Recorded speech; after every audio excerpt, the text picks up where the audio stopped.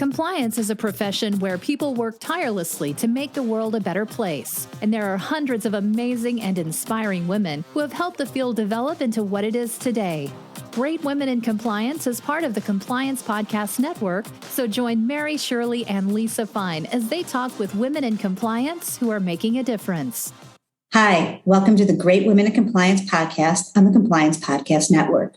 We are also sponsored by Corporate Compliance Insights, and you can visit our website at corporatecomplianceinsights.com, Great Women in Compliance, as well as visiting many other fantastic podcasts throughout our community. You can also see those on the Compliance Podcast Network. I'm mentioning these two organizations because they've been very supportive of us, and particularly when we try to do some different kind of more creative episodes or experiences. And today, I'm going to talk about something on my own that's been really significant in my life and in many people's lives. And we'll be hearing a lot about 9/11 over the next couple of weeks. I'm going to talk about it in a couple of different perspectives. The first one will be my experience living in Washington on 9/11. I can't believe it's 20 years ago. I mean, in some ways, it still seems like yesterday. And in some days, when I look out at the sky, it reminds me of the blue sky of 9/11, 2001. It's also something that perspective has changed on over the years. The second thing I'll talk a little bit about is the insurrection in January of 2021, almost 20 years later, and sort of the feeling here and the shock and the unexpected feeling of that and how it really reverberated in DC and for me personally and for so many people that I know in so many ways. And then for those of you wondering on this episode how this, will come back to the ethics and compliance world, I'm going to talk to you about how I think about those two events as part of the, the compliance perspective and what do we do each day and how do we think about these things that are unexpected, tragic, or difficult, and how they impact both our life view and our view as ethics and compliance practitioners and what we can do individually and for our organization. So again, it's always a little unusual for me when I do this on my own, when you start a podcast and you don't have someone else to talk to. But these are some really important reflections to me, and I truly hope that you enjoy them or learn something from them. And please reach out if some of these things, are reflections you're having. So with that, I'm just going to start by talking about 9/11, 2001. A lot of things I remember about that day, but I'll start with 2 days earlier. I remember I hopped on a plane because in my hopes of the Buffalo Bills, my local football team that I grew up with being good, I went home and I watched the game. I can't even remember the score anymore, but it was a home season opener. And I drove to Baltimore to take the cheap flight on Southwest to go to Buffalo, got picked up, saw my family, went to a football game. It was a really, really nice day. I remember I just breezed through the airport and everything else. I was also planning on September 11th, which then got pushed back to September 12th, the flight for a work trip to go to back to Houston to work on a project. Obviously, that didn't happen. But it was really interesting that week for me was bookended with some flights. And on that Sunday, as I'd worked at a law firm at the time, I found out that somebody said, look, we can't do the meetings for a day later. So can you fly out on the 12th, not the 11th? Now, just to be clear, when I talk about that, I was never going to be on one of the planes. My plane would have been one of the last ones that went out and one of the last ones that landed before the grounding of the planes. But I do reflect back and think about how terrifying that would have been for my family, not knowing what was happening and not knowing if I was on a plane. And the idea of me, frankly, in that time being stranded in a community that wasn't my own during such an unusual and very, very difficult time. Well, let me just start by talking about getting up that morning and going to work. And for those of you who are younger and, it's a more of a historical event or something you vaguely remember from your childhood. Yeah, I just got up. I was getting ready to go to work. We had our phones, but they weren't cell phones or the internet. We had our little Blackberries, I think. But I did have my cell phone. And I remember too, just, that day, the sky in Washington was so blue. It was like this perfect morning. I got up, did my usual stuff, got on the subway, went to work, and basically within the time of getting onto the metro and getting off the metro 4 stops later, suddenly there was chatter of what is going on, what is happening. And I walked my 2 blocks into the office, and then everybody turned on the news. We all were just watching CNN or any station, local news, and hearing what was going on. It was chaos in Washington. People talk a lot about what was happening in New York, which was accurate, and the flights. We had no idea what was happening. You could look out one window of my office building at the time, and you could see smoke over near where the Pentagon was. On the other side, you could see there were bomb threats or concerns all over around the Capitol. You didn't know whether do you stay in a building, do you go, do you walk, how do you get places, what do you do? I do remember I worked with a partner who was like very intimidated by another more senior partner who said to me, you need to finish this for the other partner right now. And I kind of looked at him like, really? And then about 15 minutes later, he came back and, sort of the reality of it hit. We were all in really varying levels of shock. The other thing is phones weren't working. We had office phones. I mean, I feel like I'm talking about the old days, but we had some office phones. We were all very afraid. How can you reach home? I mean, my family was just terrified. Originally, they couldn't reach me through their cell service because everyone was trying to call their loved ones. I did reach them. And afterwards, one of the things that my father said to me at the time is he said, I've never heard you just so scared in your life. And we were, because you didn't know where to go or what to do. Eventually, no one was getting in cars. We were scared in vehicles. You just walked. You walked home. You walked somewhere. And DC, and sometimes you can hear this in the background of recordings and other things that we do. Where I live, it's loud. It's not a quiet, the city streets are not quiet like many of them. That day, it was just silent. And there were people walking in the streets, through the street. There were no cars. And the only thing you really heard as you eventually decided to walk home, if you felt comfortable doing that, was the sound of televisions on every few blocks as you were hearing what was going on. And everybody reacted very differently. Some people wanted to be back in their own homes. I was 20 years younger. Most people I knew were single, or I didn't have kids yet. So it was, do you go to someone else's house? What do you want? I remember I sat home and took like my teddy bear from childhood and just watched. But I did know the world was never going to be the same again.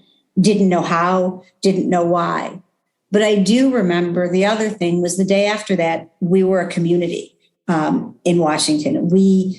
It had come after a very acrimonious election, which it seems more quaint now, 20 years later. After Al Gore had lost to then President George W. And we, a lot of people had a lot of very, very raw feelings. A lot of friends of mine at the time had worked on the Gore campaign or had been involved in that. But there was a feeling of unity. This is our country. We're all together against this. And what happens next? We didn't know, how do you transport yourself around? It took me a long time to feel comfortable going on a subway, on an underground, on a metro again because I was wondering, suddenly it was, what can be done to me in my hometown? And for many people, I think, who are global and in different places where you've had those situations, those are things you may think about more often. But suddenly, next thing you know, I'm thinking to myself, do I just walk to work? And it was not not an easy telecommuting time, obviously, either. It was, do you walk to work? Do you stay above ground on a bus? Do you drive? Can you go to a sporting event? And this is completely separate from the tragedy of the families and the individuals impacted directly with the deaths related to 9/11. Those are tragedies I can't even contemplate or talk about. Although I do remember I had friends of friends that had lost loved ones. Someone who'd recently got engaged. I mean, it was a horrifying perspective. That was my personal day experience of it. But again, that blue sky is really the thing that and those TVs on the street are two of the things that still come to me sometimes in the night. And now I just want to talk a little bit about January 6th of 2021. And just so, everyone knows, I mean, I'm still on some level processing that as well for different reasons. Because where in 9/11, there really was the spirit of a local kind of community, and that we were experiencing something together that was tragic for the first time. What's happened since January 6th, the insurrection? And for those of you who may not think that this was happening or the way it was happening, there are very few things I try to be judgmental on, but that one I can't help, because I remember that afternoon, sitting. I moved a month before that. And the feeling was, can I even leave my apartment now? Can I leave my condo? Can I leave my home? What can I do? Because watching people march to the Capitol and watching this happen in your neighborhood, Washington D.C. has the politics, but we have neighborhoods. It's a city that you live in. You go to your park. I go to the dog park. I see the same people, and you're thinking, can I even walk outside for that? That's an experience that suddenly, to just say after COVID, you thought, like, if I go outside, I might, I have to be careful because of all of the things related to COVID and Corona. And it's just January, it's freezing. Can I even go outside for a little bit? Can I even see human beings? And then to change that to thinking to yourself, there are people armed walking down the streets, trying to take over the city and the Capitol, which is symbolic for so many things and so important, because and then to say this isn't really what people think it is, and just to watch it happen and have a feeling that this is your neighborhood versus this is your country. Again, this is something that many of our international listeners may have gone through themselves and may again to you sound more quaint, but the idea of, I only live, I guess, about a mile from the White House or Washington Monument, 2 or 3 miles. So I guess that's somewhere between 3 and 9 kilometers. Just realizing this is happening in your backyard and messaging people who live close to the Capitol and saying, come to my house. And then the 2 weeks after that, between that and the inauguration, were terrifying because you didn't know what would happen. I mean, people left and went anywhere because if you had the means or ability, you did. I did not. But I had plans of how to not leave the house or what kind of food to have. And that may sound drastic, but you didn't know. And as you look out your window and you see around the streets, the idea that people may be coming into town and staying at hotels near you to walk and be armed to the seat of our American government was just a terrifying, stunning development. And the difference before was it wasn't an external, for so many reasons, there's so many differences, but it wasn't an external threat. It was very much a internal country division threat of people who were looking at the system as flawed or broken. And as a result, this was the way to react. It's still something now that I wonder what will happen next. And there will be something. And what will happen and how will we process it?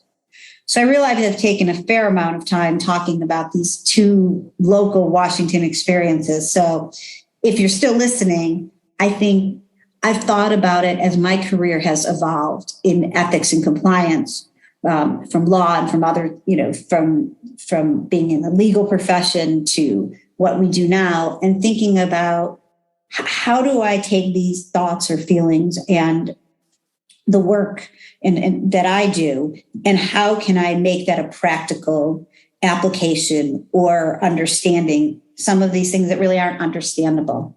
And one of them is sometimes the risks are out there and we just don't know what they could possibly be until they happen. I think particularly, on 9/11, there's so much more work done on that. What could we have done? How could we have protected ourselves soon enough?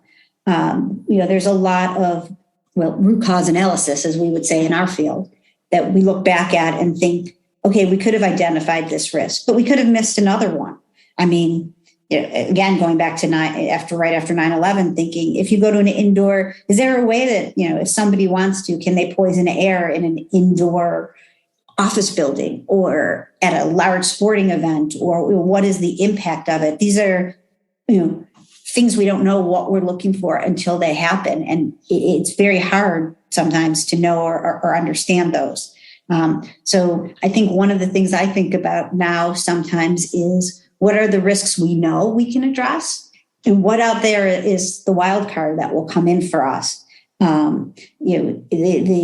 It's part of an organization that's never had a problem, but turns out it's really entirely a, cult of personality of one somewhere, that everyone, maybe there is so much fear of that, or belief that, there's a way to, quote, work from the inside to hurt certain things of the organization for what one believes is a greater good. You can't figure them all out, but, how do we do the best we can at thinking about them? And then how do we react when something, so out there and difficult happens?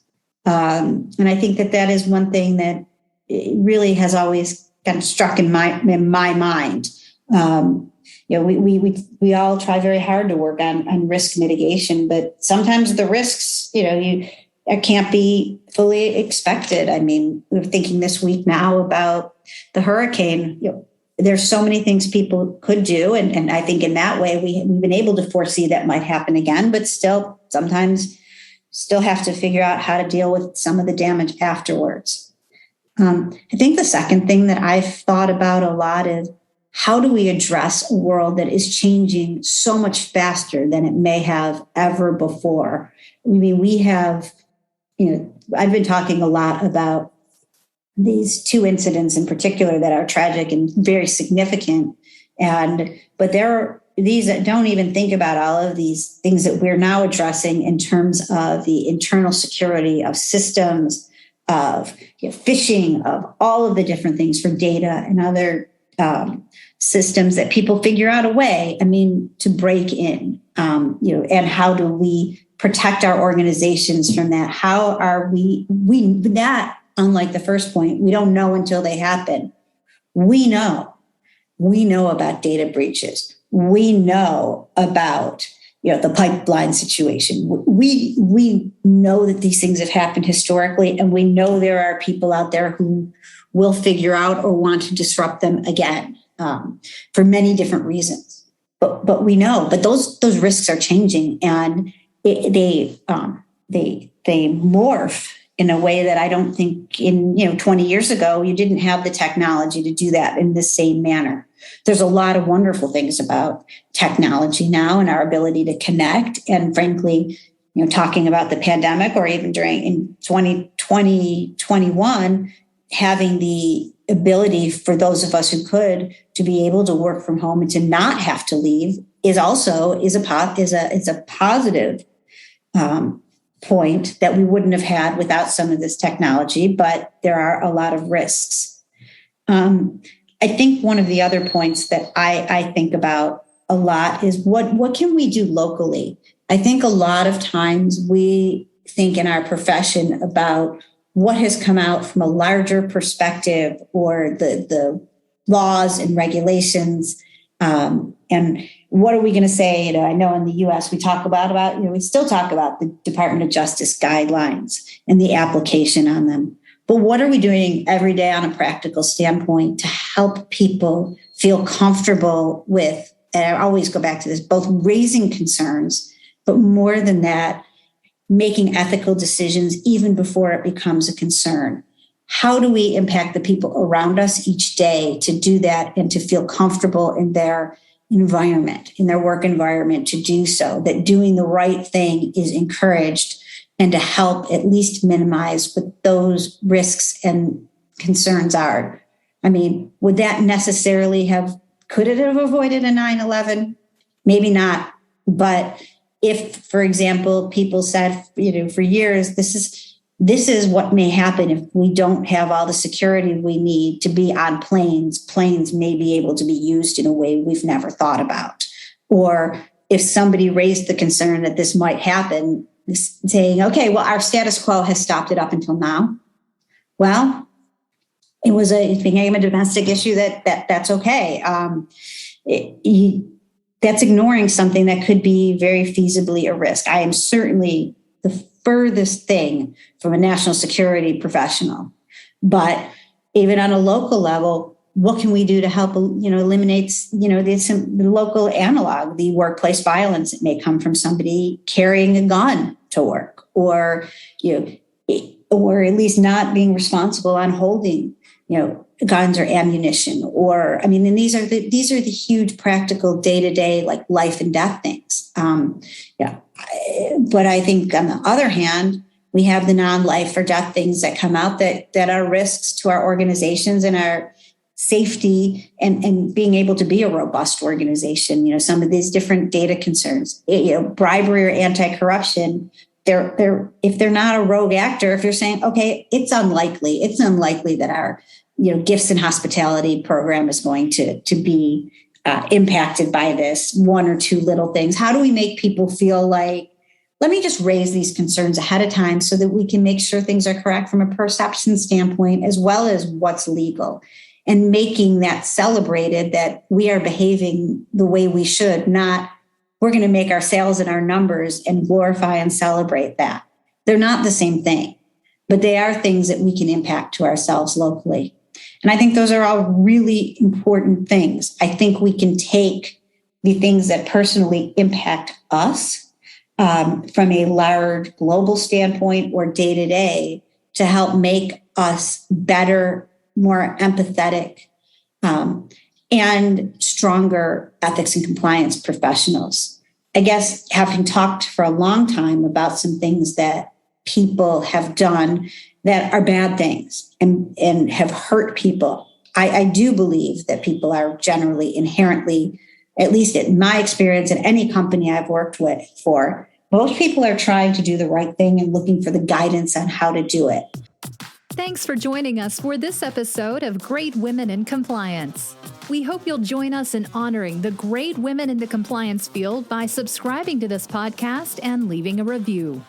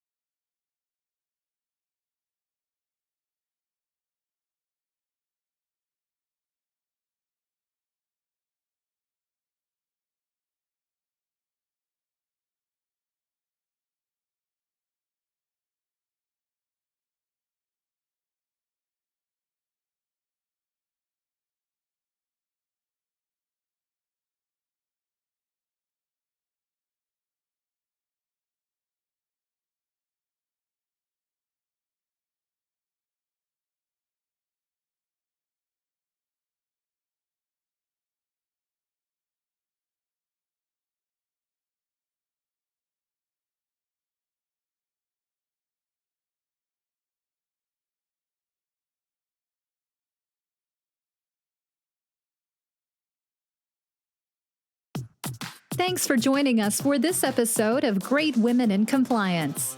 We hope you'll join us in honoring the great women in the compliance field by subscribing to this podcast and leaving a review.